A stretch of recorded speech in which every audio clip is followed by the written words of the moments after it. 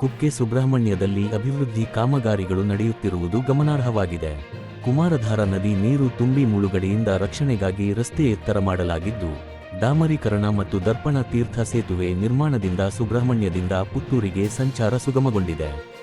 ಆದರೆ ಸ್ಥಳಕ್ಕೆ ಭೇಟಿ ನೀಡಿ ಪರಿಶೀಲಿಸಿದಾಗ ಕೆಲವು ಸುರಕ್ಷತಾ ಸಂಬಂಧಿತ ಅಂಶಗಳು ಗಮನಕ್ಕೆ ಬಂದಿವೆ.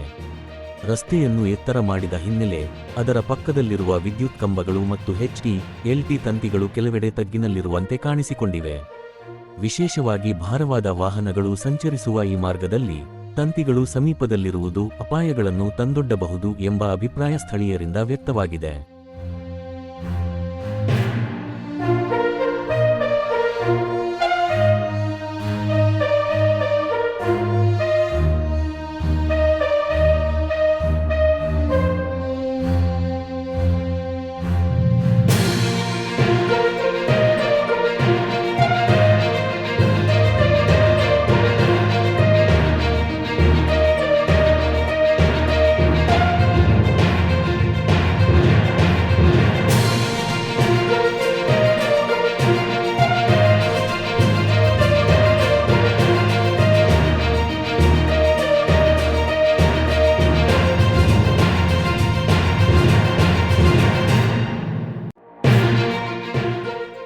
ಇನ್ನೊಂದೆಡೆ ದೋಣಿಮಕ್ಕಿ ಭಾಗದಲ್ಲಿ ಟ್ರಾನ್ಸ್ಫಾರ್ಮರ್ ಮತ್ತು ತಂತಿಗಳು ತಗ್ಗಿನಲ್ಲಿರುವುದು ಕಾಣಿಸುತ್ತಿದೆ.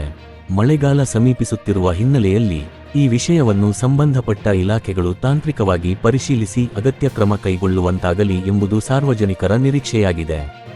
ಸುರಕ್ಷತೆಯ ಹಿತದೃಷ್ಟಿಯಿಂದ ಮುನ್ನೆಚ್ಚರಿಕಾ ಕ್ರಮಗಳನ್ನು ಕೈಗೊಳ್ಳುವುದು ಸೂಕ್ತ ಎಂಬ ಅಭಿಪ್ರಾಯ ವ್ಯಕ್ತವಾಗುತ್ತಿದೆ.